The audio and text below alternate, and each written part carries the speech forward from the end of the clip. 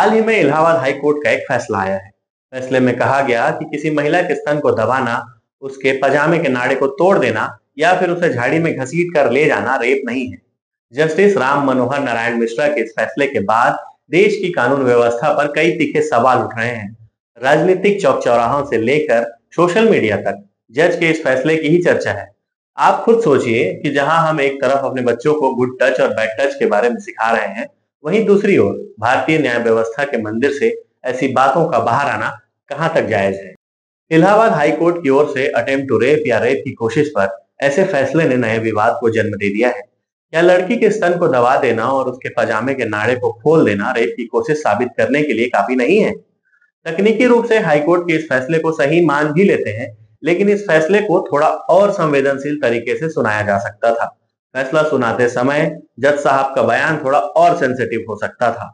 इस निर्णय पर सामाजिक सरोकार रखने वाले लोगों का कहना है कि इससे महिलाओं पर होने वाले सेक्सुअल हरासमेंट के केस और बढ़ जाएंगे। अपराधियों को बड़ी कार्रवाई का डर नहीं होगा।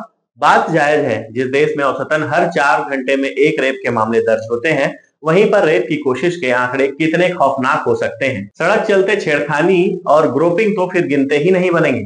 ऐसे में इलाहाबाद हाई कोर्ट का निर्णय अपराधियों को शह देने वाला माना जा रहा है।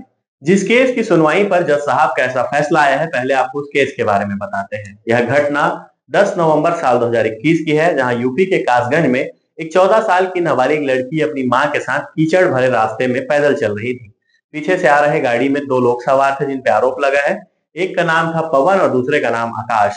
इन्होंने लड़की को सही सलामत घर छोड़ने की बात कहते हुए पहले उसे गाड़ी में बिठाया और फिर मौका देकर उसके साथ बदतमीजी करने लगे। फिर नाबालिग लड़की के पजामे के नाड़े को तोड़कर रेप की मंशा से उसे पुल के नीचे ले गए। लड़की के चिल्लाने के बाद वहां भीड़ आने लगी, जिसके बाद आकाश और पवन वहां से भाग गए। जब लड़की की मां को आरोपियों के बारे में पता चला तो उनके घर पर शिकायत लेकर पहुंची। आरोपी पवन के पिता ने उसे जान से मारने की धमकी दी। पहले तो पीड़िता और उसकी मां की बात न लोगों ने सुनी, न वहां वर्दी वाले रक्षकों ने। फिर जून 2023 में कासगंज पॉक्सो कोर्ट ने महिला की शिकायत पर रेप चार्जेस और अटेम्प्ट टू रेप चार्जेस में 2 चचेरे भाइयों और इनमें से एक के पिता को समन जारी किया।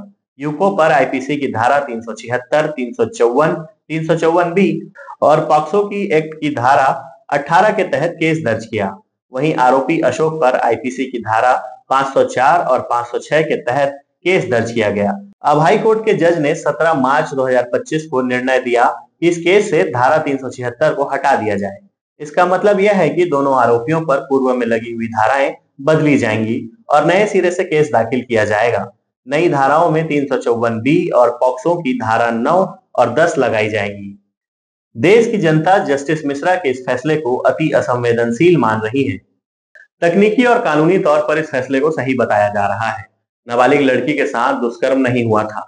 जिस तरह से दोनों पक्षों के बयान कोर्ट में रखे गए, उससे रेप की कोशिश का सीधा संबंध साबित नहीं होता। हो सकता है कि अपराधी सिर्फ लड़की को परेशान कर रहे हो।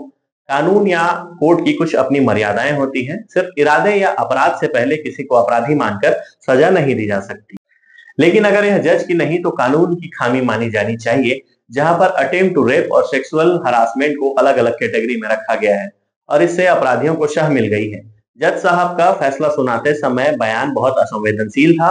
उन्हें पीड़िता के मानसिक हालात और न्याय पर विश्वास को देखते हुए फैसला सुनाना चाहिए था। जब हम गुड टच और बैड टच की बात करते हैं, बच्चों को सिखाने की कोशिश करते हैं और हम उसी वक्त में ऐसे बयान को समाज में लेके जब आते हैं, तो ये समाज के लिए कितना घातक हो सकता है, इसे आप स्वयं सोचिए।